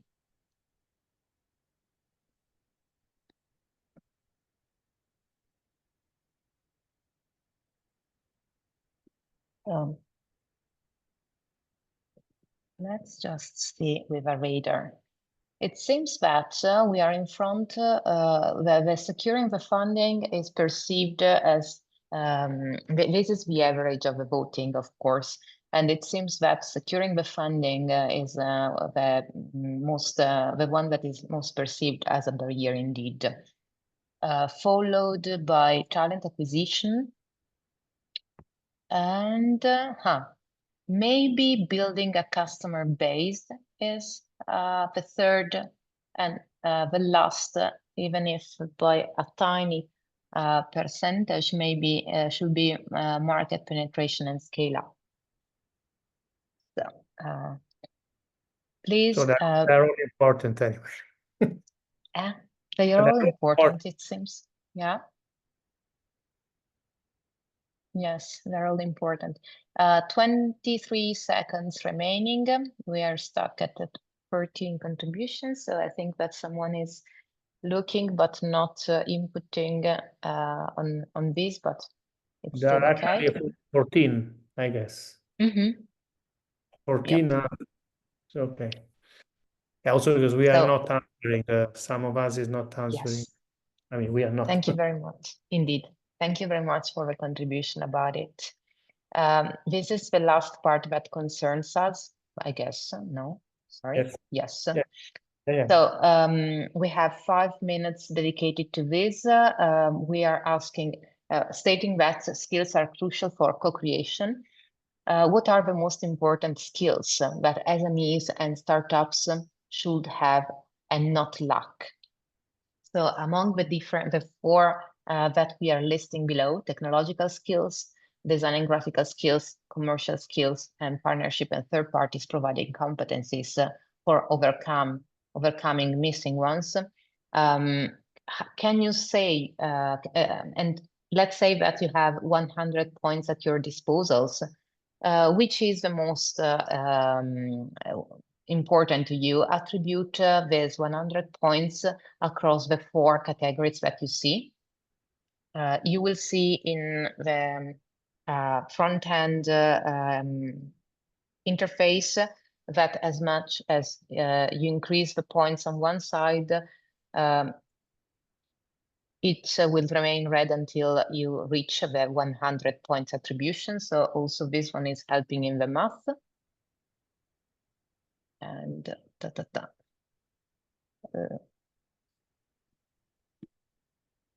I need to say that this reporting of results is not as clean and caps as the previous one. So it's just summing all the points that you are attributing.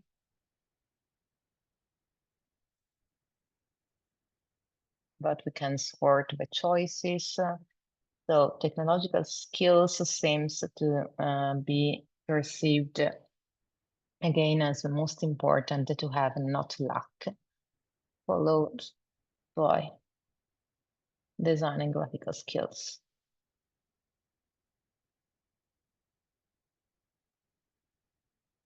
And like this, it remains.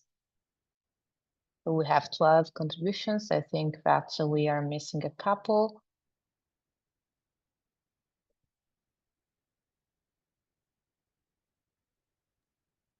I can comment, Ilaria, as well. I feel like that's where you see difference between Europe and US. I think like in the US, they would give much more to commercial skills.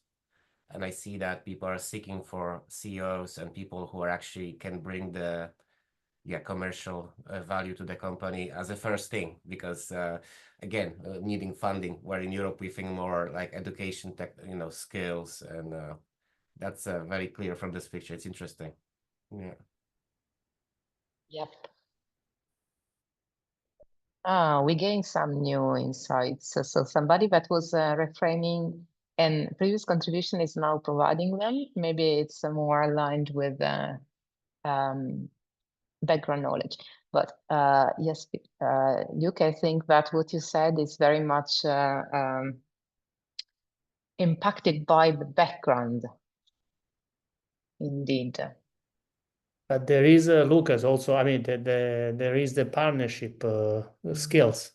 That maybe something, because Yeah, it's that's kind of overlapping, because you can outsource that, right? So yeah, that's true. Yeah.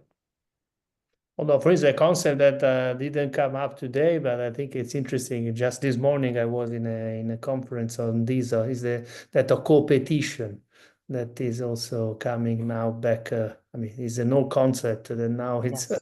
it's somehow The revival. Yeah. Can I make just a small comment, please? Yes, please. Yeah, even company like Microsoft is consistently failing in this area. And so we need to learn why they are consistently failing. What kind of blind spot is consistently failing Microsoft, right? And then from there, you look at what other company that might succeed, and then learn from there and establish the benchmark. The most challenging in this area is the kind of modules required to make a complete OPENVERSE is still an ongoing debate, and not many SME has that holistic landscape to understand all the modules and what are the missing modules that will give you the competitive edge. It's very easy to use something existing, that has no future proof to come out look like very convincing, but it will not support the competitive advantage EU need to compete with US. Thank you very A lot much. We had. Yeah, no, I was checking Cao Tong, no, was speaking, so Yes. yeah. So thanks a lot for the comment. Yes, I mean, we can also have, now we are getting into the last few minutes, and so maybe we will also have time for further question and comments, but maybe first we conclude with Ilaria. You want to, what happened? No, nothing. I just stop sharing. Did you want me to go behind and see something like the results? Yeah, you want to show some of the results? Let me share again. Yes, even though we have seen them all the time while progressing. So here we are. And actually, well, these are the results that we had. Which one do you want to see and stay on discussing a bit, Gianluca? No, I don't know if you can show in a more, let's say, user-friendly the results, or maybe it's I may have a user-friendly way, but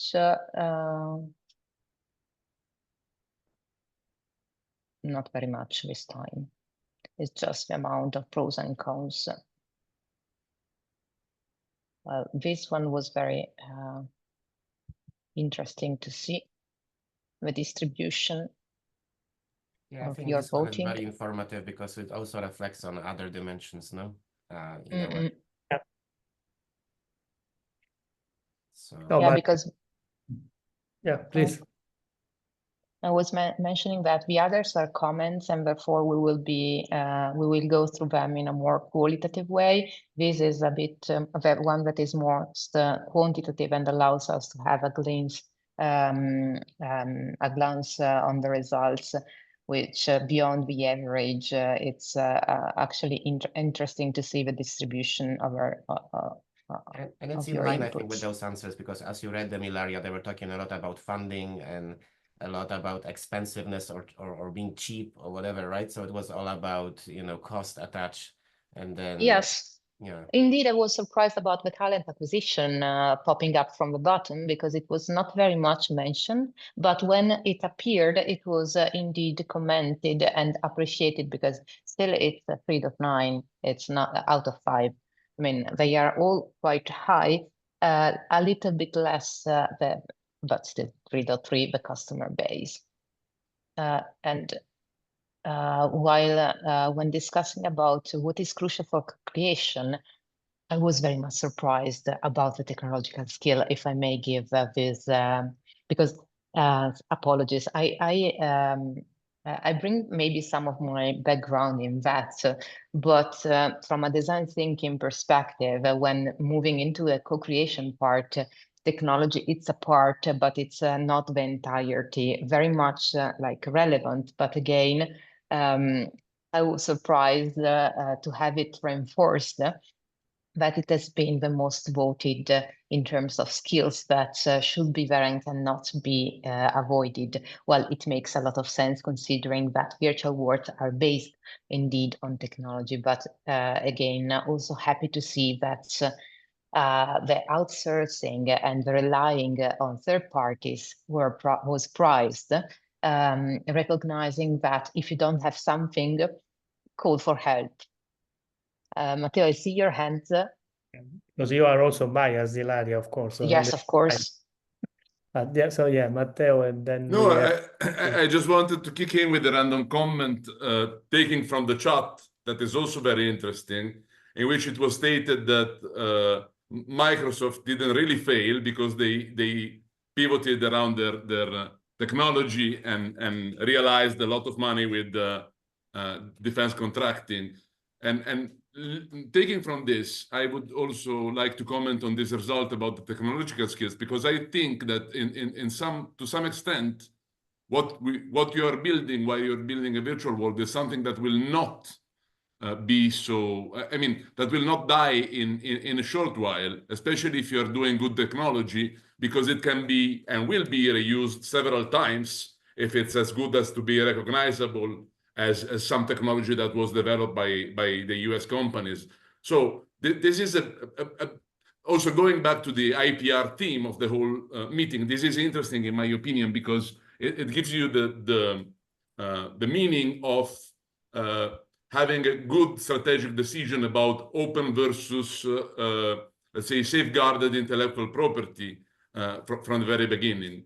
And I think it's very interesting to discuss about this. I don't know if Pierre wants to come in with some expert opinion about this. Before.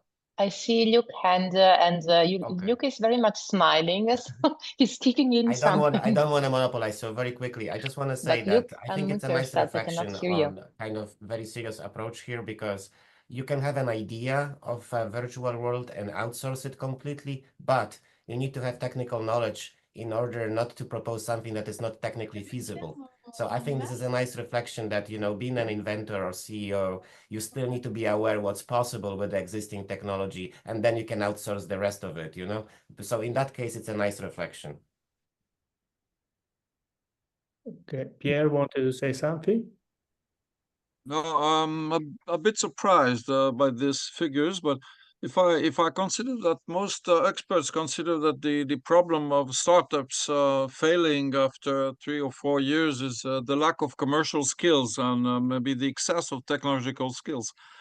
It's interesting. Also, the fact that you cannot have all the skills within the company, and then for the art of finding the skills elsewhere, partnering for completing competences with external capabilities is fundamental for most companies. So I was a bit surprised by this balance, but anyway, we have a lot to exploit and reflect upon.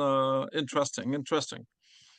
Yes, if I can, Gianluca, I am biased indeed, but I saw the technological thing coming because it's something you cannot outsource so much. If you're missing the technological skills, also to understand where to innovate, spend money, how to make it in a long term, as a long-term innovation, and not like easy to decline or to get obsolescence. So obsolescence the issue very much close by and cutting your legs.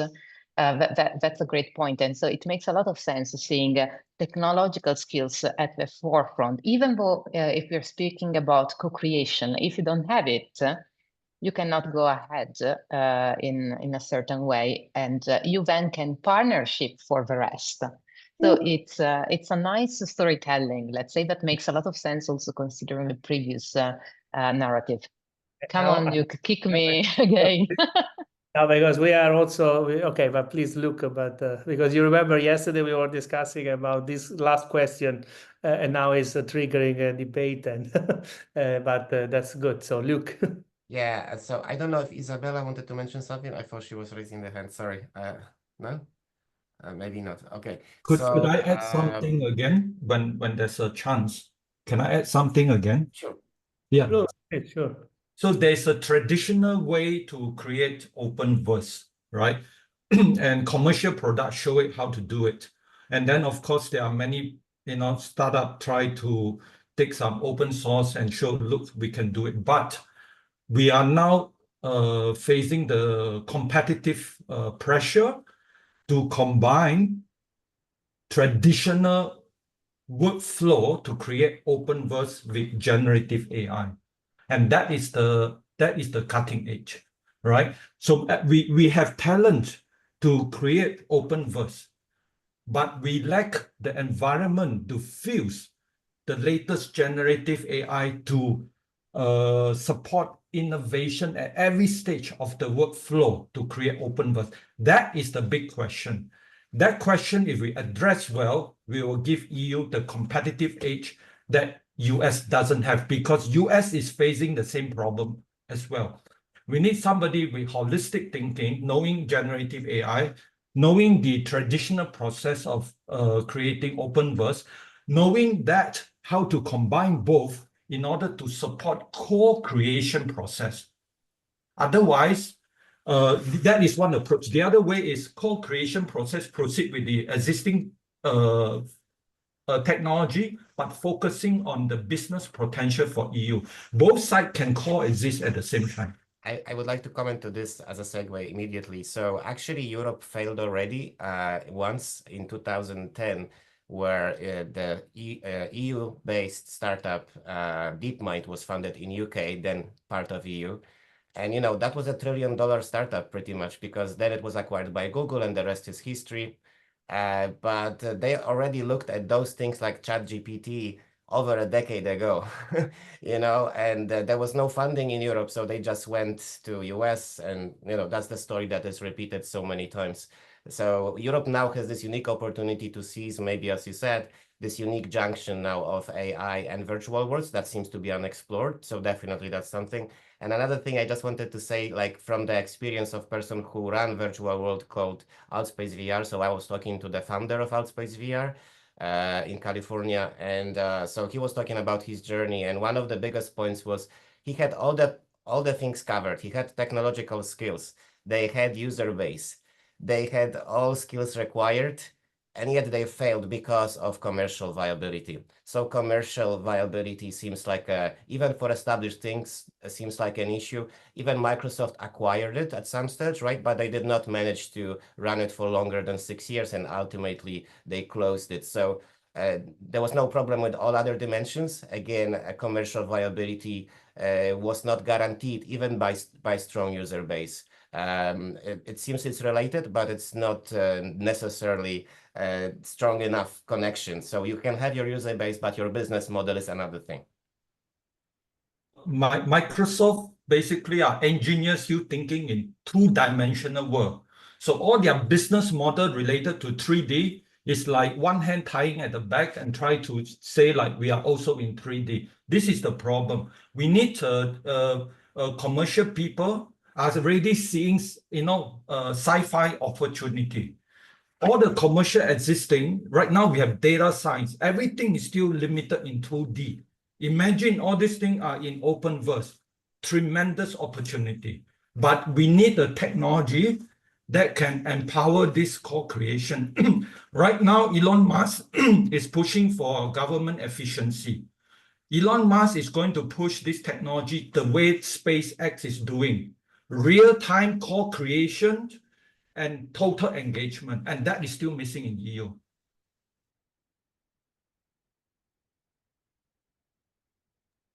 Okay, thanks. Well, we're now getting into topic for another series of workshop and discussions, and clearly, I mean, we won't have the time to enter into exactly the debate on what's happening on the other side of the Atlantic.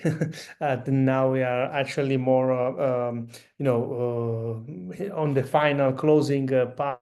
So I want to thank, first of all of the participants for the fantastic contribution and insight that you provided. And clearly, as it was said by Ilaria, stay tuned for future activities. It was mentioned by Rihanna, the European Commission. There will be a workshop on the 5th of December. The European Commission is organizing in Amsterdam.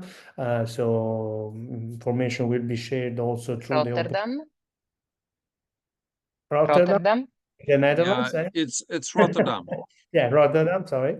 And anyway, they're very close. Netherlands is a small country. But anyway, so there will be the information provided also through OPENVERSE channels. Also before that, but I don't know, with Francesco Mureddu, we were discussing this morning, at the moment is foreseen for the 29th of November, the policy dialogue. For the discussion on the policy brief. Maybe Francesco can tell us a bit more on that. And also, as I said at the beginning, we will have a series of foresight workshop where some of the issues that were discussed today, and the results, the consolidated results of the 3 workshops will also serve as a basis for that. And we have already set the dates. So there will be the 14th of January, the 6th of February, the 6th of March, and then at the end of March, because we are also considering whether we keep all of them virtual, or we may even make a surprise at the end and do it hybrid or in person. But this is something we need to discuss. And also, in fact, with Marta Palau and the colleagues of the Commission, that I see Marta is still here. I don't know if she wants to say something in closing. Here is it. Hi, Marta. Hello. I will let you to do the closing, Gianluca. I'm sure you are going to do it perfectly. So. I mean, but no, it's good to see that there is still, you know, there's such a lot of interest and inputs, and yeah, as I said, I mean, we could stay longer now, but I don't want to open too much the discussion because you know, it's everybody need to probably move to other activity. We don't want to then, you know, not to keep to the wording of saying 2 hours for this. But no, indeed, there was very rich, and but still, if someone also, and Pierre, Duke, or Francesco wants to intervene and wants to say something, I see also Isabella. Thanks for joining and for all the input. So we are definitely going to assess and analyze all the inputs received today and in the previous workshops. And then, as I said, there will be also, let's say, translation for the policy brief. So I see Francesco, I don't know if you want to say something. I just want to thank you and thank everybody, thank all the presenters and obviously all the attendees, and yes, more info to come for what concerns the policy dialogue. Exactly, and thanks again. So, and also the colleagues of Martel, so Arta, Galileo, for all the technical support. Of course, Ilaria for the facilitation for the WU Club. We are learning more and more. So Matteo in particular, and of course Pierre, and everybody else that presented today. And yeah, so let's stay tuned. And I'm sure that all together we will overcome the challenges and the barriers to access the single digital market. And it's also maybe contribute to the recommendations that both the Draghi and the Letta report have offered to the new commission that is starting very challenging work already. So thanks a lot, everybody, and see you in the next OPENVERSE event. Thank you. Thank you, everybody. Bye. Thank you. Bye. Thank you so much. Thank you. Bye-bye. Bye. Bye.